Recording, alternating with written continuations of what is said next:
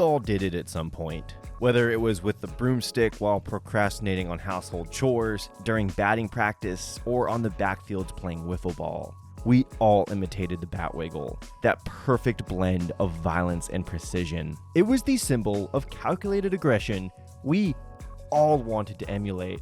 But how much do you really know about the man behind the stance? For example, did you know that Gary Sheffield fathered 2 children from 2 different mothers before he even stepped foot onto a major league field when he was just 19 years old? Or that he was shot during a presumed carjacking attempt the offseason before setting his career high in homers? Or that he once called out his former manager Joe Torre, accusing him of giving preferential treatment to white players, and in the same interview said Derek Jeter was given the white treatment because he wasn't, and I quote, all the way black.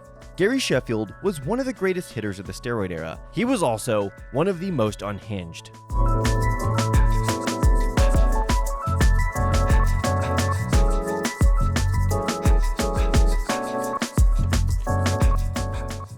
Gary Antonian Sheffield was born on November 18, 1968 in Tampa Bay, Florida. His uncle was future Mets pitcher Dwight Gooden, and despite being 4 years older than Sheff and someone who for a time was too good for Major League Baseball, would often pitch to his nephew growing up. Doc never took his foot off the gas when pitching to him, and often did so with the intent of clocking young Gary on the head. This made Sheffield advance beyond his years, but it also made him hate baseball for a time.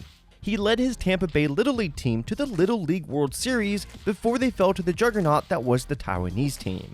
The young Sheffield would have probably led his team to another appearance the following year if he wasn't kicked off the roster for allegedly chasing his coach around the field with a bat. This kicked off a chain reaction of Sheffield becoming distrustful of authority, a pattern of behavior that would follow him for the rest of his career. After getting drafted by the Milwaukee Brewers with their 6th overall pick as a shortstop, the 17-year-old Sheffield used his signing bonus to purchase a little red Corvette. 6 months later, Sheffield would get pulled over while driving home from a USF game after him and his uncle Doc Gooden, who was coming off his 3rd straight All-Star season and a World Series win, were seen racing each other on Nebraska Avenue. According to police, both Sheffield and Gooden were uncooperative, and the situation escalated so badly that backup had to be called. 2 officers ended up hospitalized, while another claimed Sheffield was threatening to kill him during the incident. The results of a lawsuit stemming from the encounter that cleared the police of any wrongdoing helped lead to the 1987 Tampa Bay riots, which led to the deaths of 2 people. Unfortunately, this would not be Sheffield's last vehicle-related incident. Sheffield's other weakness, this one self-proclaimed, was women. He admitted he only focused on 2 things in high school: baseball and women. And he couldn't stop having babies with them. He had his first child when he was just 16 years old, and his second with another woman right after he was drafted by the Brewers 11 months later. Let's just say, Gary stayed busy off the field. However, less than 2 years after getting drafted, he made his major league debut at 19 years old as a September call-up. At that point, he was only the 13th player in the 80s to make his major league debut at that age or younger, a list that included his uncle, who by this point was on the long road to ruin and had checked himself into rehab during the prior season. Sheffield started all 24 games at shortstop and hit pretty well considering how young he was. The next season, Sheffield's production nosedived, and the Brewers accused him of indifferent fielding. The bouncer slowly hit towards short. Now playing too late at second base. Into the hole and through. Base hit in the left field. Up the middle. Base hit past the diving Sheffield. Sheffield claimed a foot injury was the catalyst for his overall production dip, but Brewers doctors told him that it was a simple bone bruise that he should have been able to play through. He would later get a second opinion from his own doctor, and a test revealed that Sheffield had been playing on a broken foot this entire time. He went to the MLBPA to file a petition against the Brewers for mishandling the injury, and he won.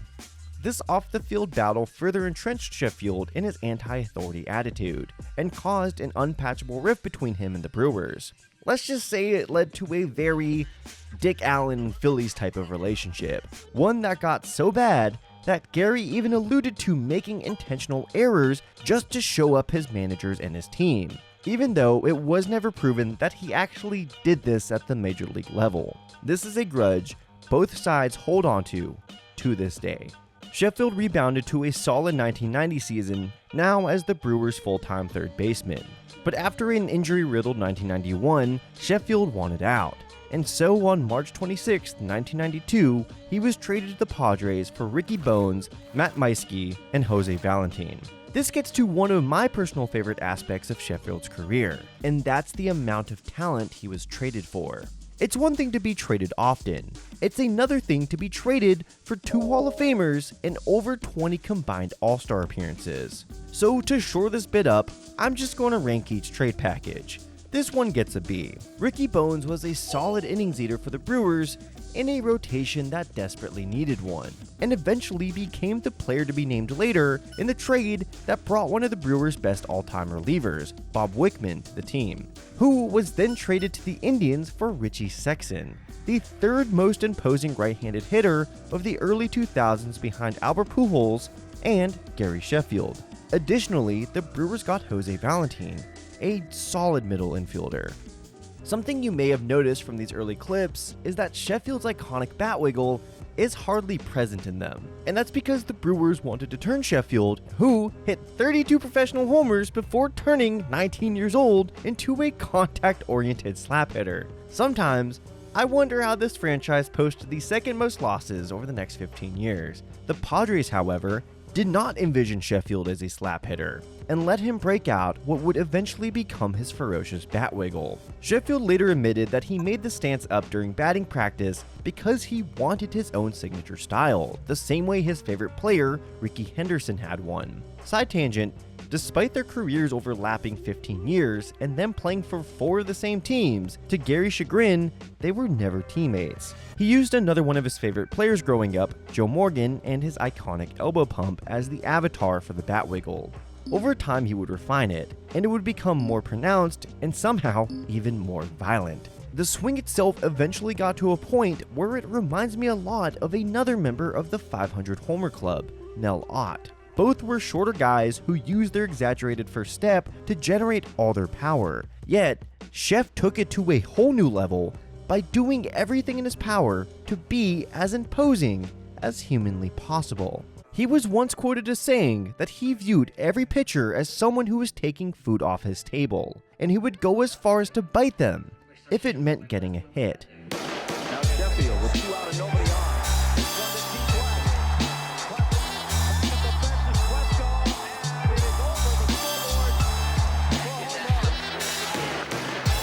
Hit high in the air and deep to left, and a home run. Flying shot underneath the Coke bottle. Ryan to deep left. It is high. It is far. It is gone. Scored with all those shots you took behind the plate. Down the line in left. It's a fair ball. And Alex Arias goes for third.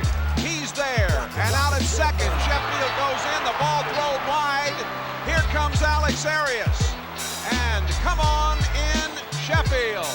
2-0. Sheffield became the first Padres player not named Tony Gwynn to lead the team in batting average since 1984, and entered the final weekend of the season in the hunt for the first NL Triple Crown since Joe Medwick's 1937. The Padres, however, knew they would not be able to extend him, so the following year they traded Gerber to the Marlins during their inaugural season as part of a team-wide fire sale for Andres Barrowman, Jose Martinez, and a reliever named Trevor Hoffman. Easy A tier. Back in the house once again. The Marlins, who were enamored with his play, rewarded the 24-year-old with a 4-year, $22 million extension. Less than 3 months later, Sheffield was arrested for a DUI in which he was registered as going 110 miles an hour. For Gary, this was just another legal issue he was facing at the time, which included the 2 separate paternity suits and an account of resisting arrest in June. Despite suffering through numerous injuries during the 1994 and 1995 seasons, including torn ligaments in his left thumb, Sheffield managed to put up the 3rd best WRC plus in that time. Part of what led to his success was an increased walk rate. This apparently stemmed from a conversation with Barry Bonds, after Gary expressed frustration over being pitched around a ton because he felt getting on base via walk wasn't helping his team. Barry Bonds, who would become the eventual all-time walks leader, told Gary that walking does, in fact, help his team.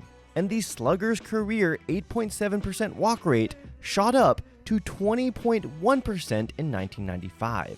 However, off the field, Sheffield's problems continued to grow, and this time it came from being stalked by a psychotic ex-girlfriend.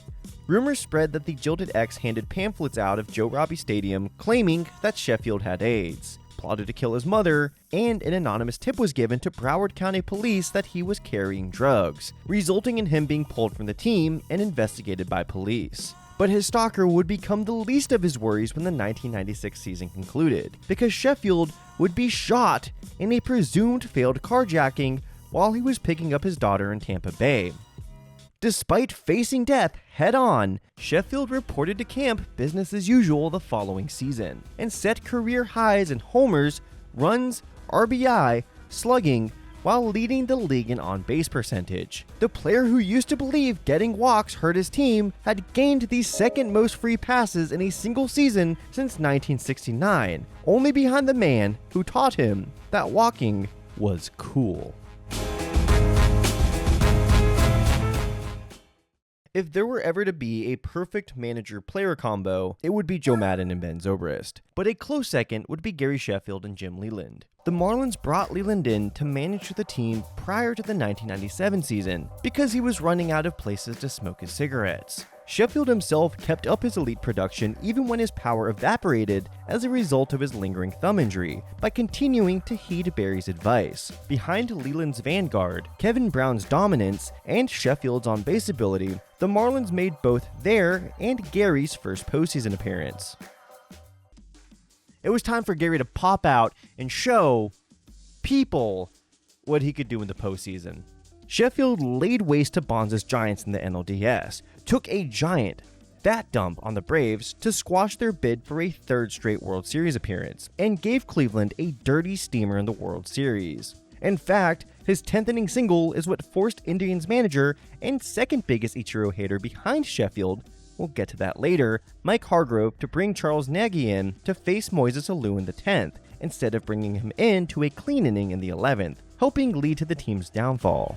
This surprise World Series for the Marlins came from a spending spree that was possibly a result from Sheffield storming into Marlins GM Dave Dombrowski's office during the 1996 season when a rumor came out that they wanted to trade him. Sheffield stated that it was the angriest he's ever been. And remember, this is a man who was going through several paternity lawsuits, was being stalked and shot the prior offseason. So you can only imagine how angry he must have been. The Marlins, however, were not content with winning. They wanted more. They wanted to make a lot of money, failing to realize that you do that by developing a fan base who comes to the ballpark in order to connect with familiar players, who said fan base can build an attachment to year after year. This is a concept that to this day, the Marlins still do not understand. During the following season, Sheffield was traded to the Dodgers for Mike Piazza and Todd Zeile. This one is hard to evaluate because the Marlins infamously flipped Piazza to the Mets a week later. I'll be charitable and give this one a B. On the Dodgers, Sheffield was at his most consistent as a player.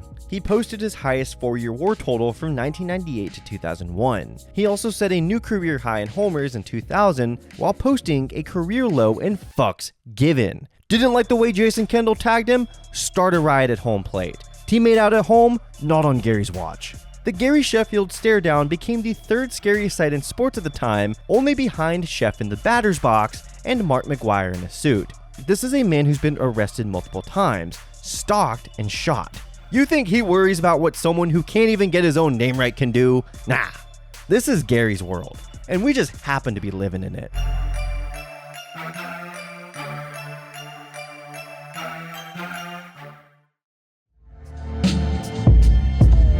Sheffield's zero Fs given policy would lead to him becoming maligned by the Dodgers brass and their fans in 2001 after a failed contract extension led Gary to publicly call the Dodgers leadership a bunch of liars. Sheffield claimed that he was willing to defer money to remain a Dodger while keeping the team competitive. Dodgers claimed that Sheffield insulted their franchise, used the press to attack them, and was a bad teammate. Gary had a strong 2001, but the writing was on the wall. He would be sent to the Braves in January the following season, his 4th trade in 10 years, and an easy B grade for me. Odalis Perez was a beast in 2002, and even though his career was winding down, Brian Jordan managed to have one last productive season in Dodger blue.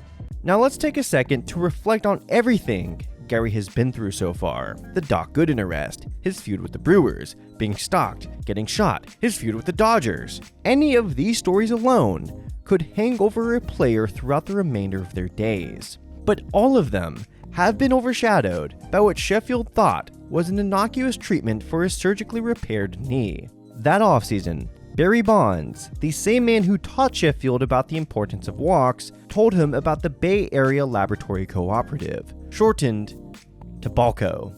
Balco was a nutritional supplement distributor that offered products that Bonds claimed could help Gary heal more effectively from some of his maladies, including his recently surgically repaired right knee. This substance would later be identified as an illegal steroid.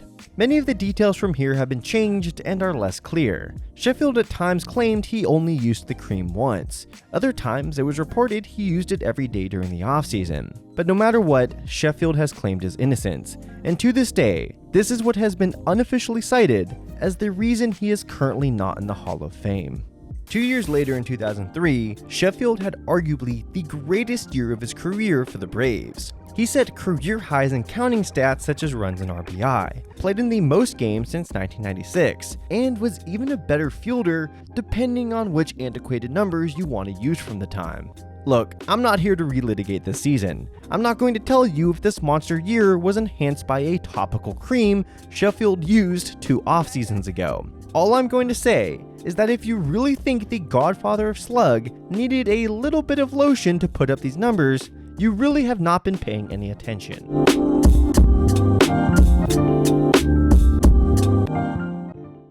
Gary was a free agent for the first time following the 2003 season. Remember, the Marlins, of all teams, extended him twice. That's actually the most bizarre fact in this story for me. Gary, acting as his own agent, had one team in mind when it came to his first free agent contract. The Yankees, after the destruction of their second Death Star by a group of young rebels, this time by those Marlins, signed Sheff to a 3-year, $39 million deal. In an environment that separated the boys from the men, Sheffield proved to be a man among children, being the Yankees' most clutch performer that season.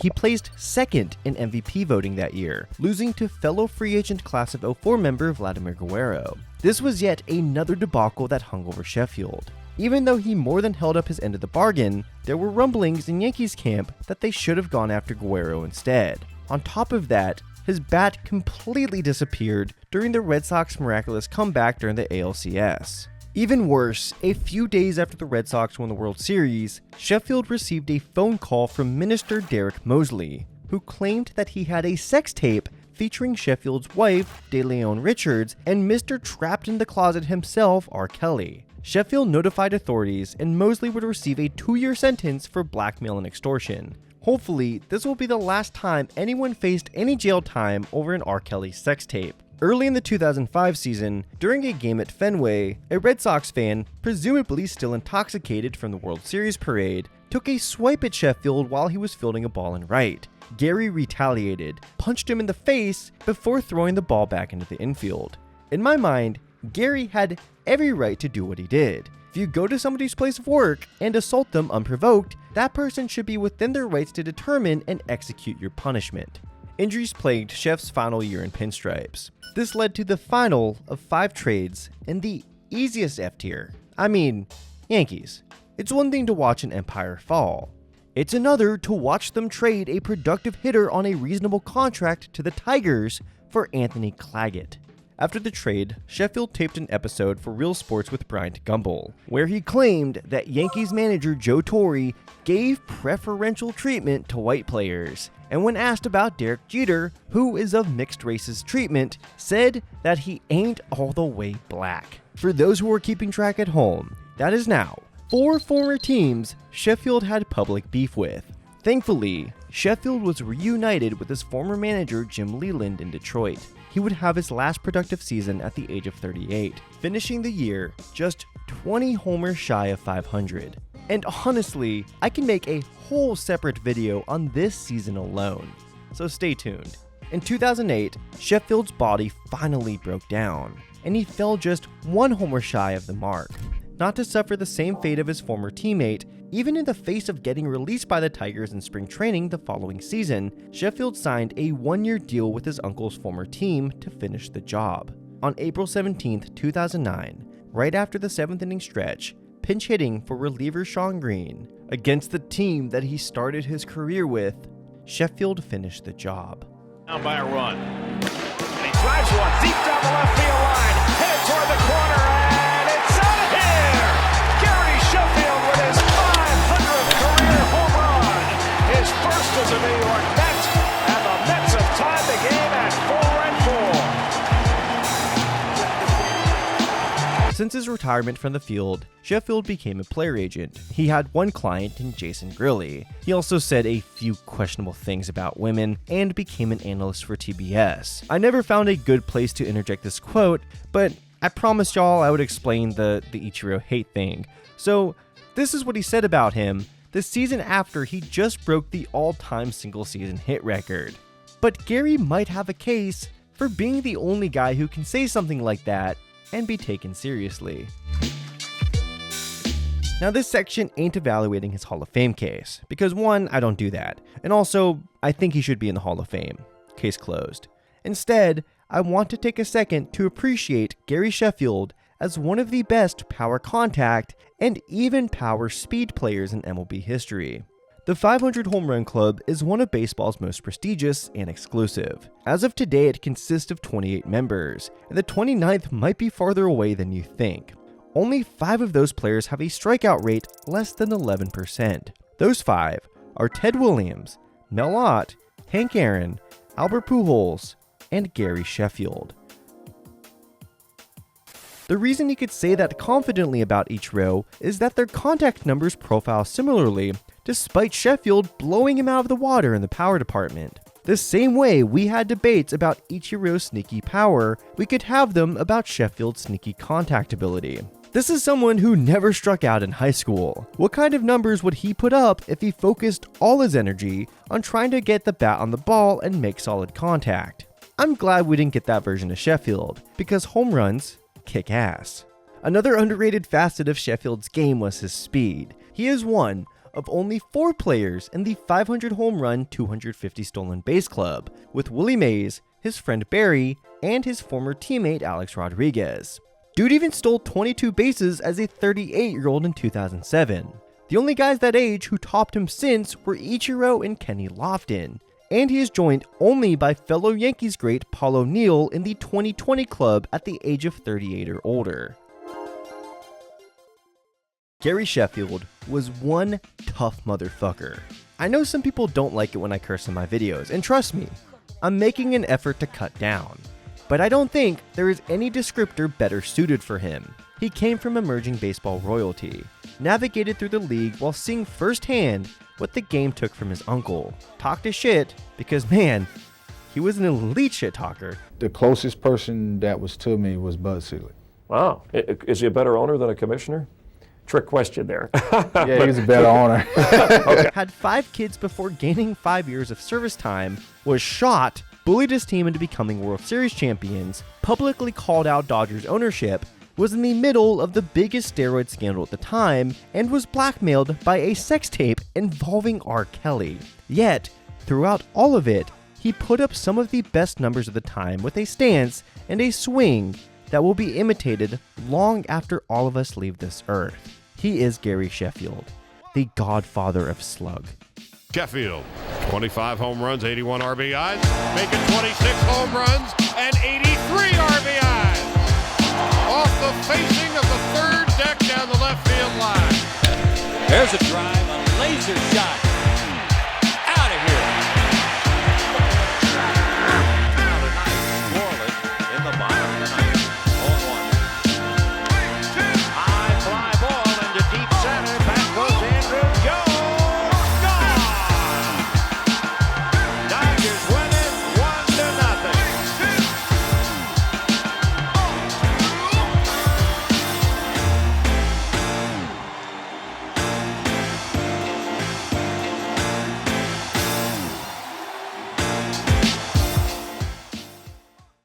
We only have one new level 2 ball wizard this week, and that is Senior Woofers. I'm hoping that number is closer to 10 or 15 by the time the next video comes out, so do not disappoint me. Be like Senior Woofers, become a level 2 ball wizard. See y'all next time.